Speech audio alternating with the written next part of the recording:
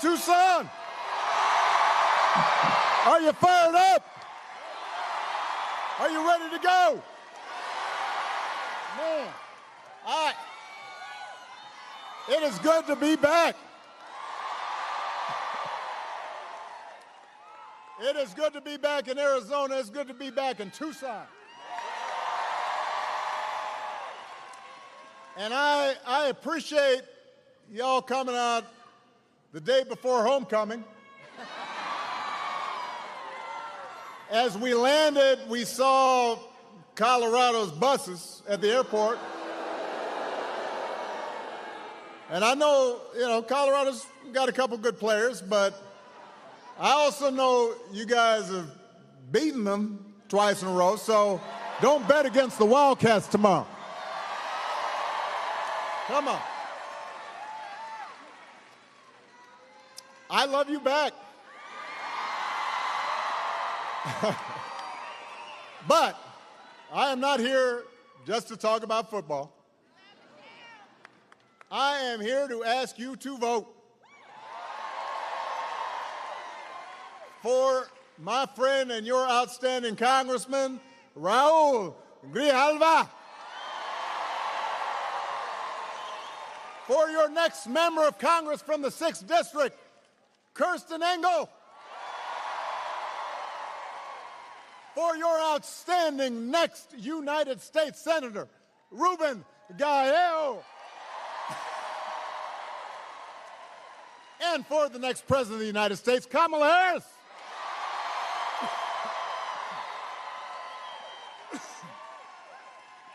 Now, before I get going, you guys have to forgive me, because let's face it, I'm a little out of practice. So I got a little something in my throat, but that's okay, because what I have to say is going to make so much sense that even if I'm coughing a little bit, I think you're still going to catch what I'm saying here. Because here in Arizona, voting has already started. You can vote early or return your mail ballot today.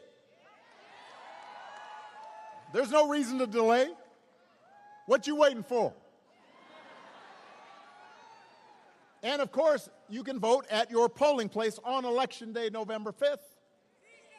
Si se puede, just remember to bring your photo ID.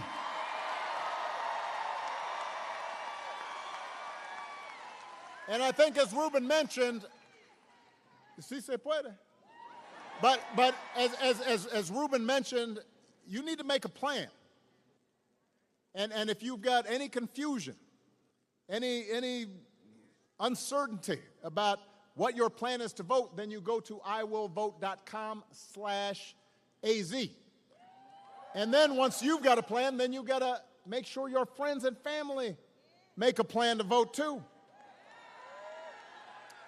Because together we've got a chance to choose a new generation of leadership in this country and start building a better and stronger and fairer and more hopeful America. Now, we know this election is going to be tight. And it's going to be tight because a lot of Americans are struggling right now. As a country, we've been through a lot over the last few years. We've had a historic pandemic that wreaked havoc on communities and businesses. Disruptions from the pandemic then caused prices to spike, and that put a strain on family budgets. And in a lot of ways, it felt like the aspirations of working people have taken a back seat to the priorities of the rich and the powerful and the well-connected. So I understand why people are looking to shake things up. I get why sometimes folks are frustrated with politics. I'm sometimes frustrated with politics. So I get it. What I cannot understand is why anyone would think that Donald Trump will shake things up in a way that is good for you. That I don't understand. Because there is absolutely no evidence that this man thinks about anybody but himself. I've said it before. Donald Trump is a 78-year-old billionaire who has not stopped whining about his problems since he rode down that golden escalator 9 years ago. And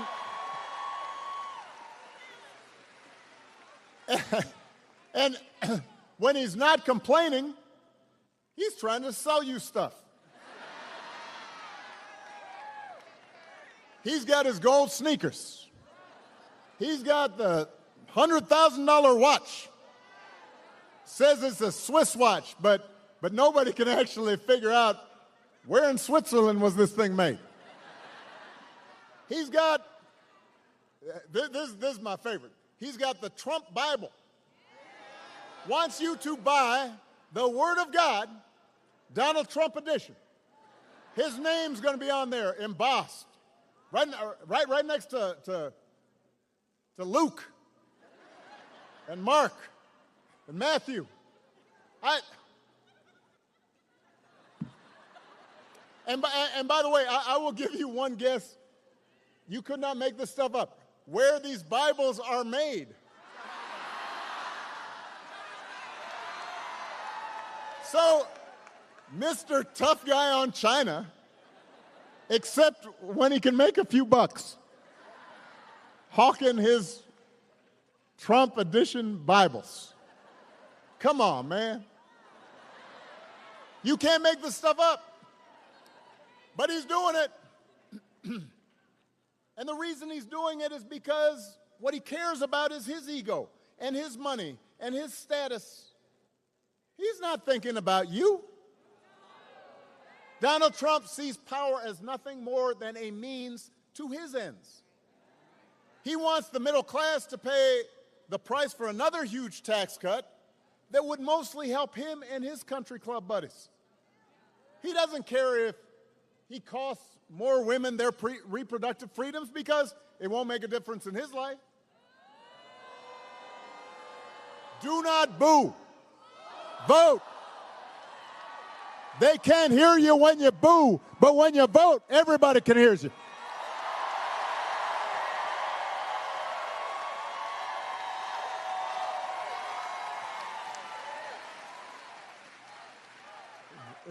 Vote.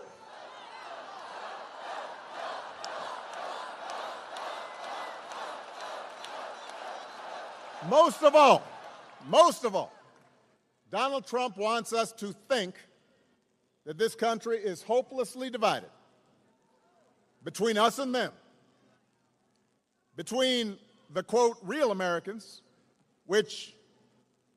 by which he means his supporters, and the outsiders who don't support him. Because having people divided and angry and aggrieved and resentful, he figures that boosts his chances to get elected. Now, so those are his intentions.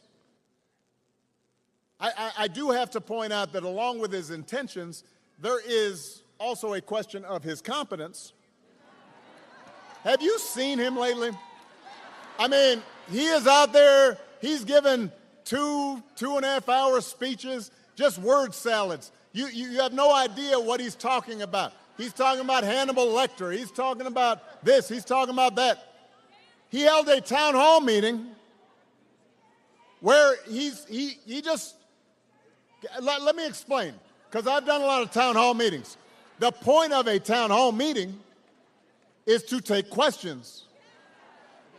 He just decided, you know what, I'm going to stop taking questions, and then he's swaying to Ave Maria and YMCA for about half an hour. Folks are standing there not sure what's happening. Can you imagine if I did that? Can you imagine if Ruben did that right in the middle? Now, our playlist would probably be better. But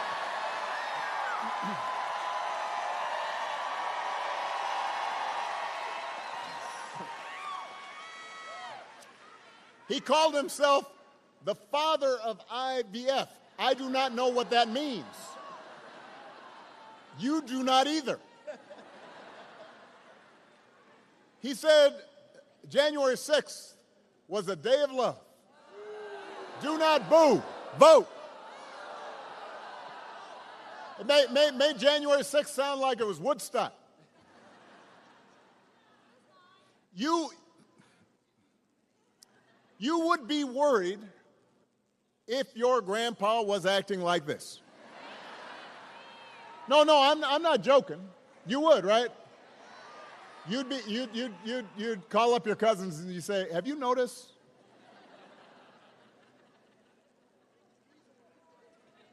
So imagine it coming from a guy who wants to be given unchecked power. Tucson, we do not need to see what an older, loonier Donald Trump looks like with no guardrails.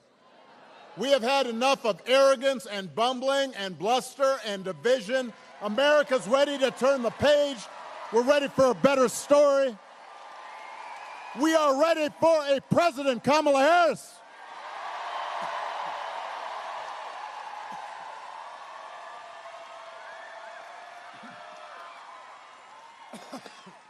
I warned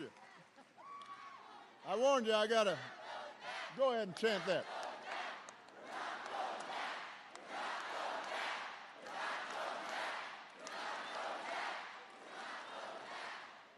And the good news is, Kamala Harris is ready to do the job.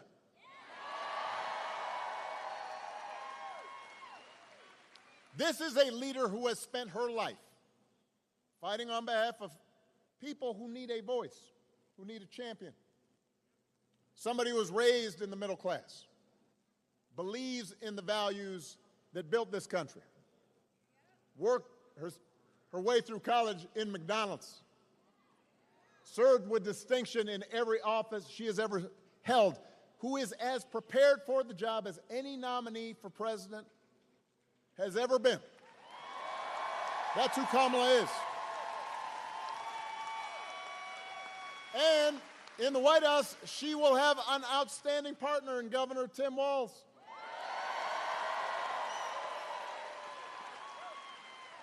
Love that dude. Tim's a veteran. He's a teacher, he's a coach, he's a hunter, been a great governor working with Democrats and Republicans to get stuff done. And I learned the other day, he can take a vintage truck apart and put it back together again, which is just cool. You think Donald Trump can do that? For that matter, do you think Donald Trump has ever changed a tire in his life?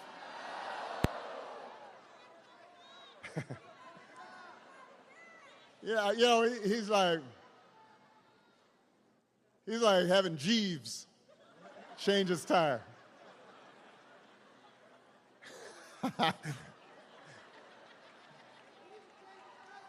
The point is, I was just picturing it. The point is, if you elect Kamala and Tim, they will not be focused on their problems, they will be focused on yours. They understand that too many folks, not just here in Arizona, but across the country, are still struggling to pay the bills. Even though wages are steadily growing, even though inflation's finally slowing, the price of everything, from healthcare to housing to groceries, it's still too high, and it hurts. So the question is not whether or not we need to do some things different. The question is, who's really going to do something about it? So what we need to do is to evaluate the plans of the respective candidates. Donald Trump's plan is to give another massive tax cut to billionaires and big corporations. Now, do not boo. Vote. I am going to break you of this habit. Now, some people, because, you know, I'm having conversations around the country with folks as I go campaigning, and I'll hear some people say, you know, well, I remember the economy when those first 2 years with Trump, they were pretty good. And I say, yeah, it was good. Because it was my economy that I gave to him.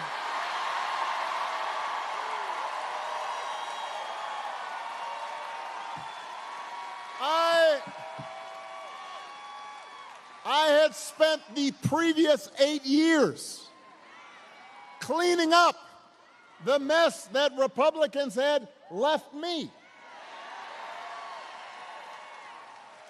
So when I handed over the economy to Donald Trump, we had had 75 straight months of job growth.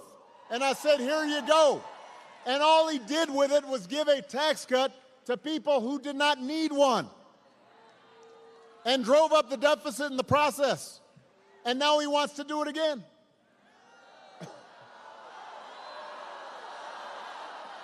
Now, wait. Now, in fairness, his other big economic plan is to slap tariffs on everything from food to TVs. Now, understand a tariff is any imported good, you just slap an extra cost on it. And if some other country's not playing fair in terms of trade, then you use it as a tool in your tool belt. But this is basically a Trump sales tax that could cost the average family almost $4,000 a year. This is not a plan to bring down prices. If you think prices are high now, Donald Trump's message is you ain't seen nothing yet. When it comes to health care, Donald Trump's got one answer, and that is end Obamacare. Get rid of the Affordable Care Act, even though 45 million people rely on it.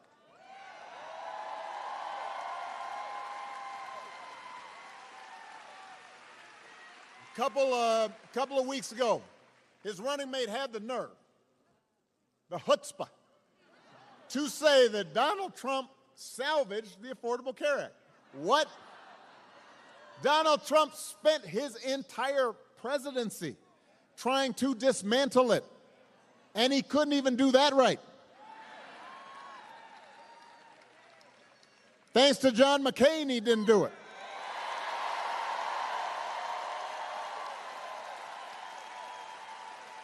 And now,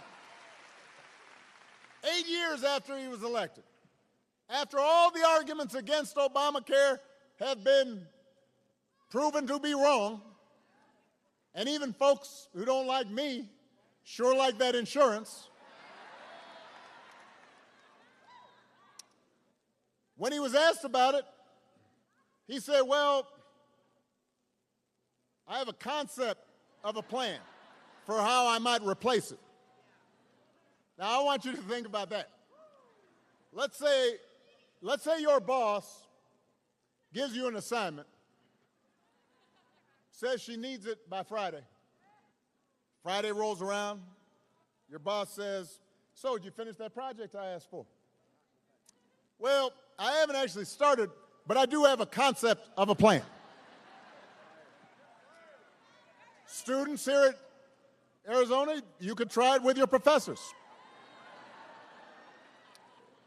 Now, papers due, and you just write on a sheet of paper, concept of a plan. You could try it at home. Honey, did you do the dishes? I have a concept of a plan to do the dishes. Haven't done them yet. How's that going to go over?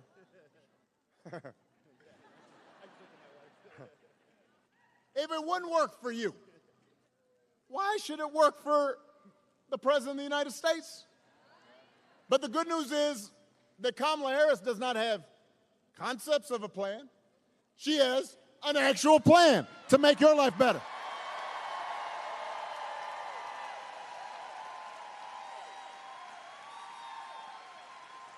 So to bring down the cost of things like groceries, she'll go after corporations that are jacking up prices, just like she went after big banks and for-profit colleges when she was Attorney General in California.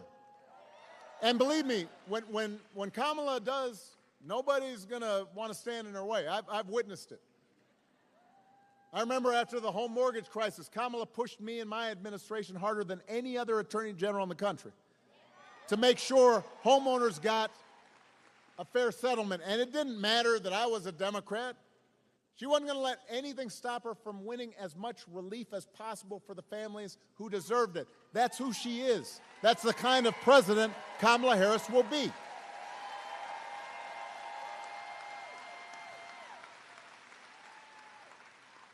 To lower housing costs, Kamala is going to cut red tape and work with state and local governments, as well as the private sector, to build 3 million new homes. Concrete plans. She'll give first-time home buyers up to $25,000 to help them with a down payment. Concrete plans. To lower health care costs. Kamala already worked with Joe Biden to take on the drug companies, bring down the cost of insulin, hearing aids, more than 50 prescription drugs. Ruben worked on that. He knows about it. And as president, Kamala will never stop working to limit out-of-pocket costs and protect your care. Concrete plans. That's who Kamala is.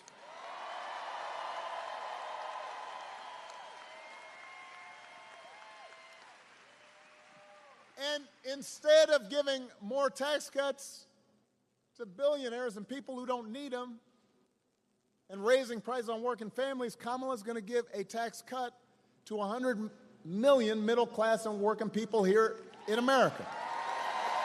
So, if you're a new parent, you could qualify for a $6,000 tax credit during the first year of your child's life. That will help, because raising kids is hard. She wants to make it easier to afford stuff like a crib or a car seat or diapers. You think Donald Trump's ever changed the diaper? No. Jeeves, what is this?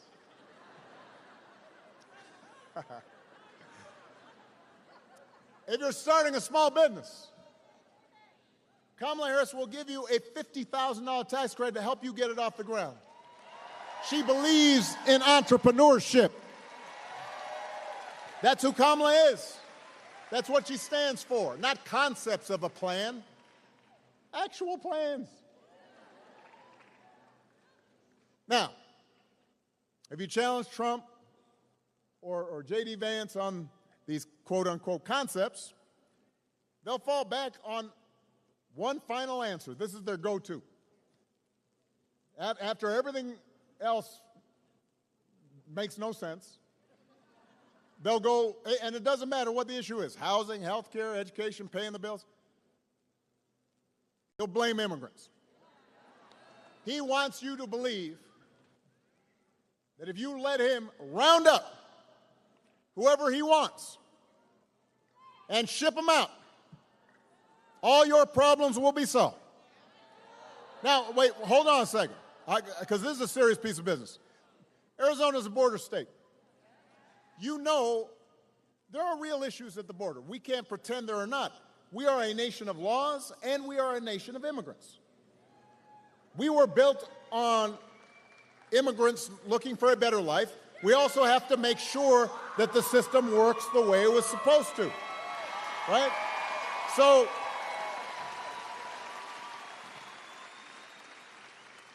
we have a real problem to solve. But remember, Donald Trump was president for 4 years. He likes to talk about Kamala being vice president for 4 years. We remember you being president, buddy, for 4 years. And if rounding up and deporting millions of desperate people, many of them women and children, is the answer to everything, looks like we might need an EMT right in front here. Everybody bend your knees real quick. because sometimes when you stand too long, you get a little faint.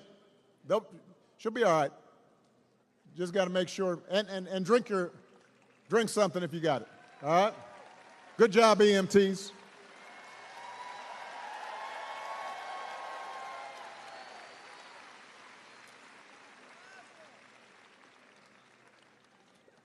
So the question is,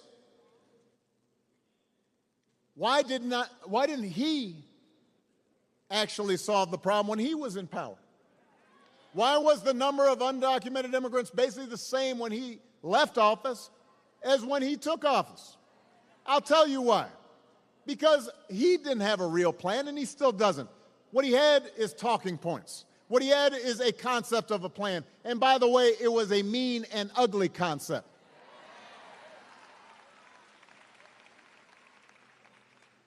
You know what would actually help bring order to the border and actually help fix our immigration system?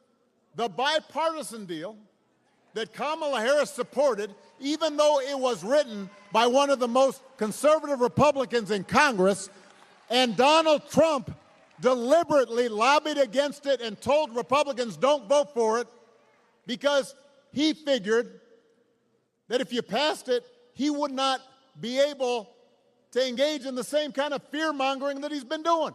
He cared more about winning an election than he did to actually solve the problem. Vote.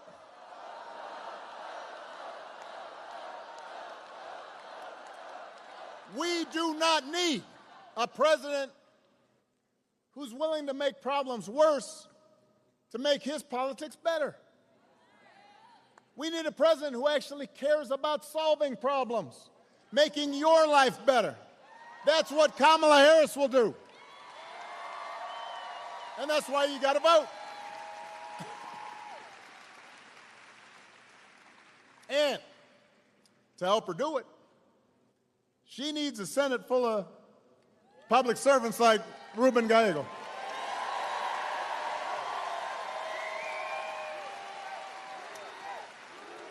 Ruben. Keep going while I take my sip of water. Ruben. You heard Ruben speak a little bit about his life. Son of an immigrant, single mom. Growing up, he and his sisters didn't have much. He worked construction, worked as a meat packer, anything to help his family. Later, he served in the Marines. In Congress, he's proven that he will stand up to corporate price gouging and work to lower costs for families. Ruben's the kind of person we need in Washington. This is the kind of person who's going to help Kamala get stuff done. Folks who share our values and will do whatever they can to move the country forward.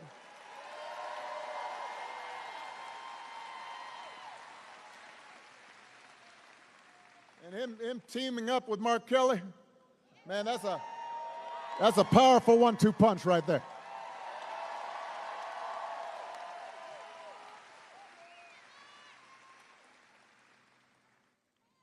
One of those values that Ruben shares and that's talked a lot about in the campaign is freedom. So I want to talk a little bit about that. I do not think we've ever had an election with candidates who understand freedom so differently. For Donald Trump and his cronies, freedom means that the powerful can do whatever they please. That's his definition of freedom. I want to fire workers for trying to organize a union.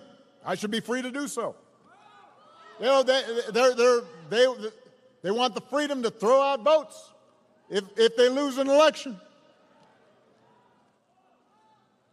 They want to control what women can and can't do to their bodies. In other words, for Trump, freedom is getting away with stuff. And it's like he said in the middle of the pandemic, when he said, I do not take any responsibility at all.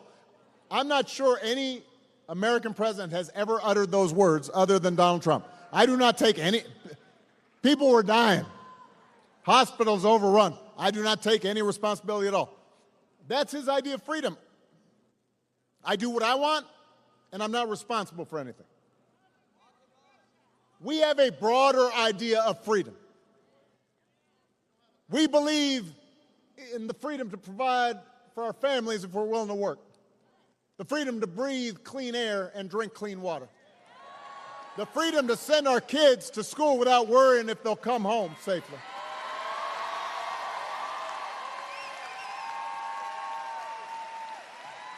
We believe that true freedom gives each of us the right to make decisions about our own lives, how we worship, who we marry, what our family looks like. And we also believe that freedom requires us to recognize that other people have the freedom to make different choices. And it doesn't make them bad people. It doesn't make them evil people. It doesn't make them enemies of the state. I mean, I listen to some of the language that's being thrown around. Look, even on the most contentious issues, I've always said there are good people of conscience on both sides of the abortion divide. And I respect anybody whose faith tells them that it's not something that they would do, that they support. But if we believe in freedom, then we should at least agree that such a deeply personal decision should be made by the woman whose body is involved, not by politicians.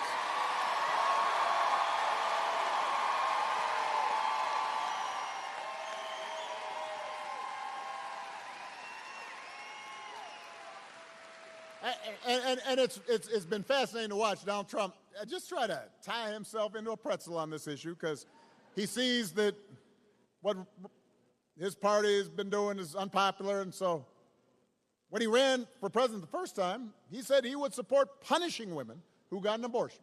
Punishing women. Then a couple weeks ago, he tells women he'll be their, quote, protector. I will tell you how he protected you, quote unquote.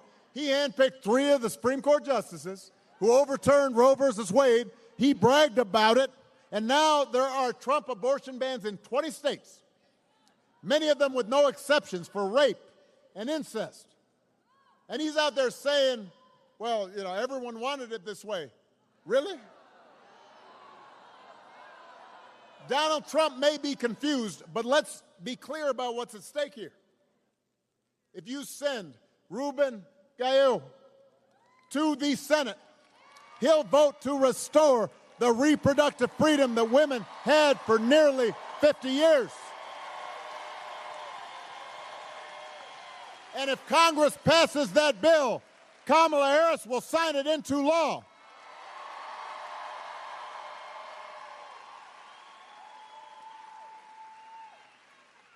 Because they understand freedom is about being able to make the right choice for ourselves and our families. Here in Arizona, you don't even have to wait. Abortion's actually on the ballot right here. You have a chance to vote yes on Prop 139 and put women, not politicians, back in control of their personal medical decisions.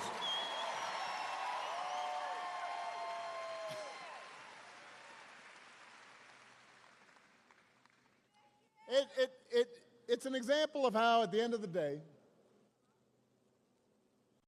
this election, it's not just about policies.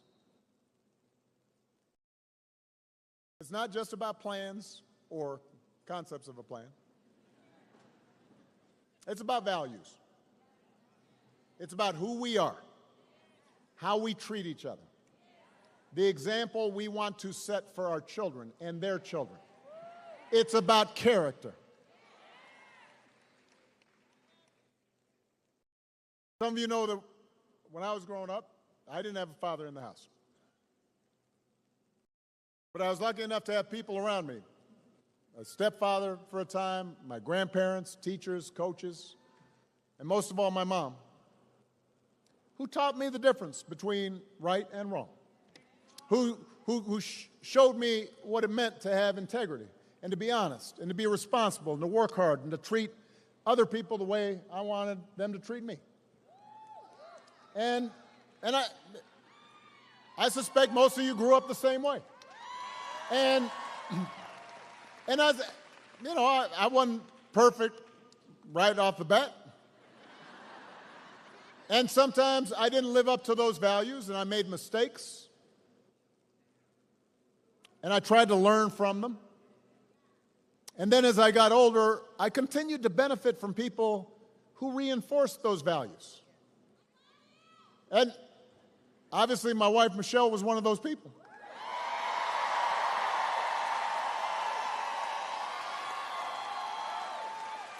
She's still trying to make me a little bit better.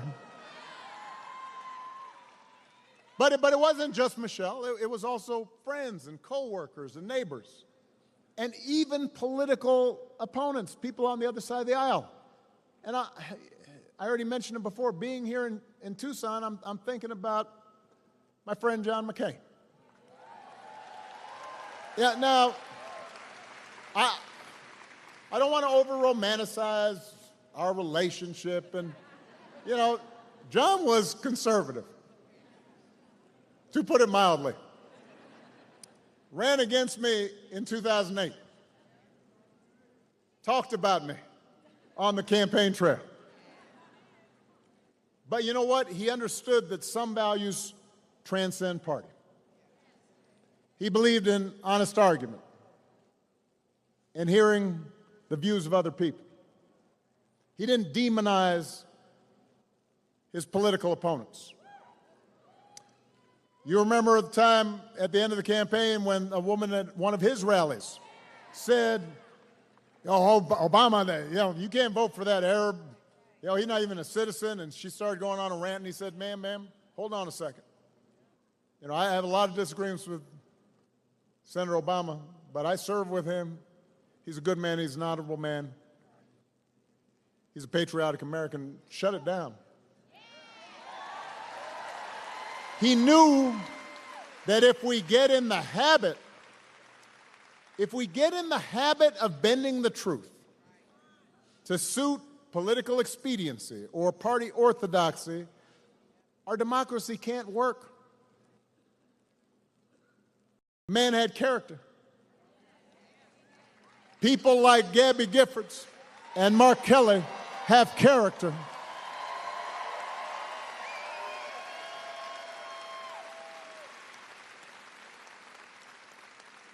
Your governor has character. Your mayor has character. That's what I think about these days.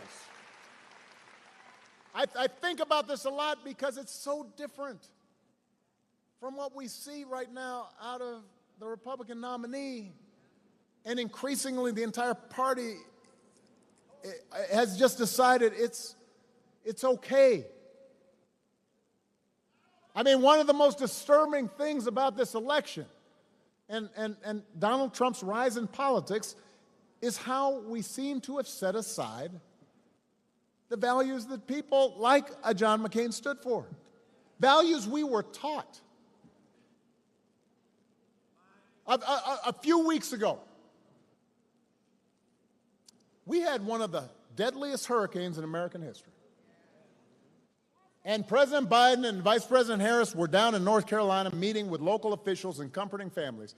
And meanwhile, Donald Trump and his running mate were making up stories, circulating stories about how the Biden administration was withholding aid and not giving it to Republican areas and giving it to undocumented immigrants, just making stuff up.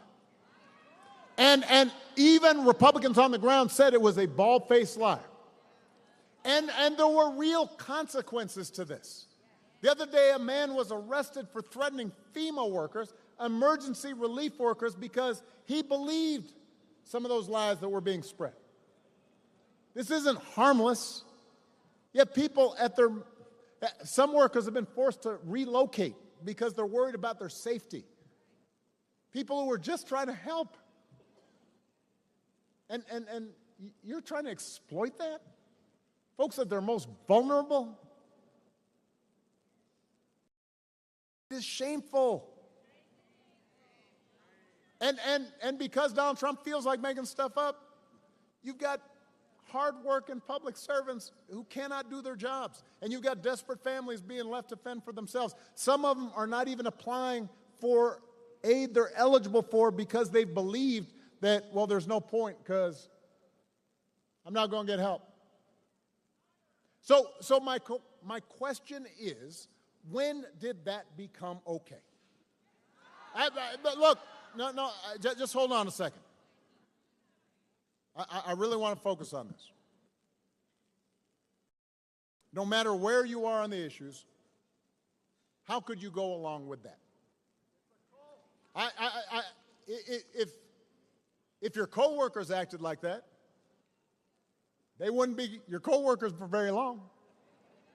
If you had a family member who acted like that, just making stuff up, hurtful stuff, you might still love them, but you tell them you got a problem.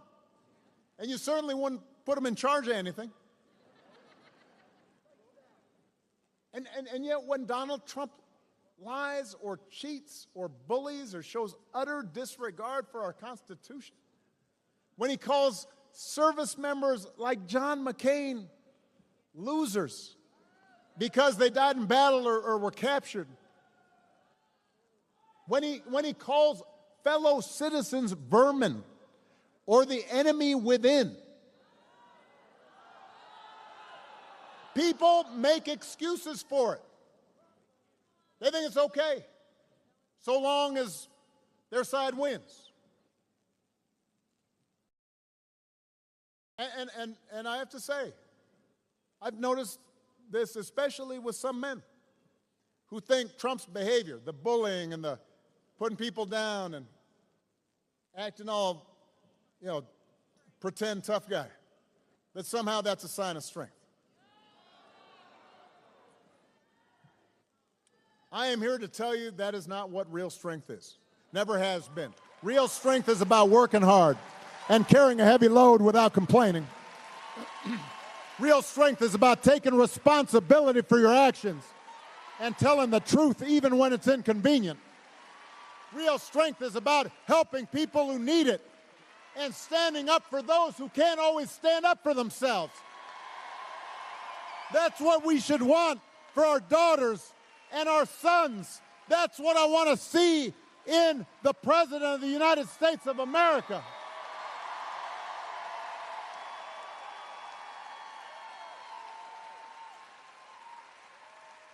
And the good news is that you have a candidate. You have candidates to vote for in this election who demonstrate character, who know what real strength looks like, who will set a good example and will do the right thing and lead this country better than they found it. And that is the choice in this election.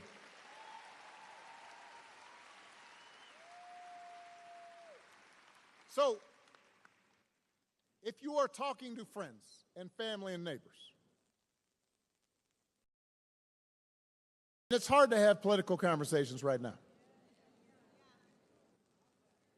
Sometimes families are getting divided. It's getting so intense. Friendships are broken off because of it. It shouldn't be that way. But Ruben and I were talking to a remarkable group of men right before we came out, and we were talking about this, and somebody said, man, I'm just so tired of everybody being divided and mean and nasty. And I said, well, we don't have to be that way. We can make arguments while still saying, I love you and I'm going to listen to you. But you need to have those conversations, though. If somebody says, well, I'm thinking about voting for Trump because I remember the economy being pretty good, remind them why it was good. If you say, well, I'm mad about higher prices, you say, well, hey, what is exactly Donald Trump's plan for higher prices? Just ask him. And if they don't, you tell him he's got concepts of a plan, and it don't make sense. If they're concerned about issues like immigration, ask them, Well, what do you think he's going to do? Because we know what he did the first time didn't work. You can have that conversation. And if after you've gone through that,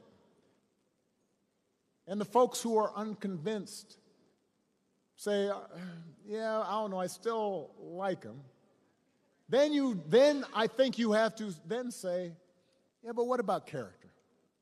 What about values? Because that matters.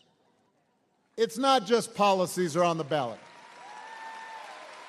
Don't vote for somebody who does not respect you.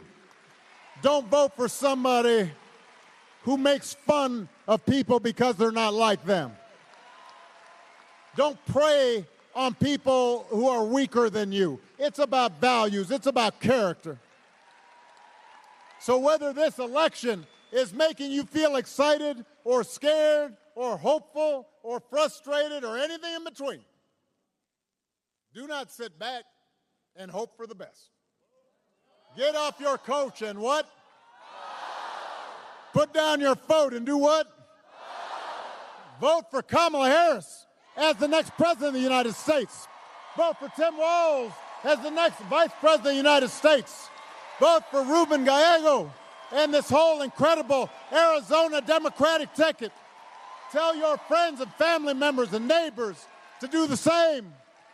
Because if enough of us make our voices heard, we will leave no doubt about the outcome of this election.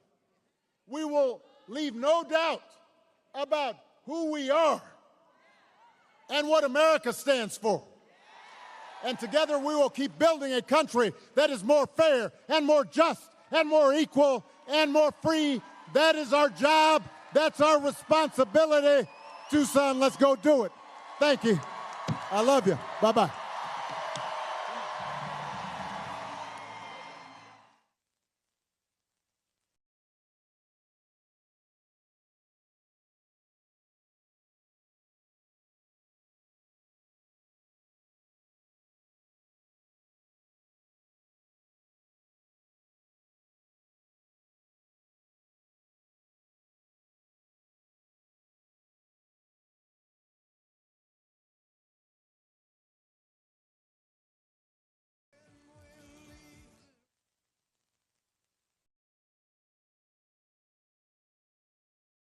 Arizona!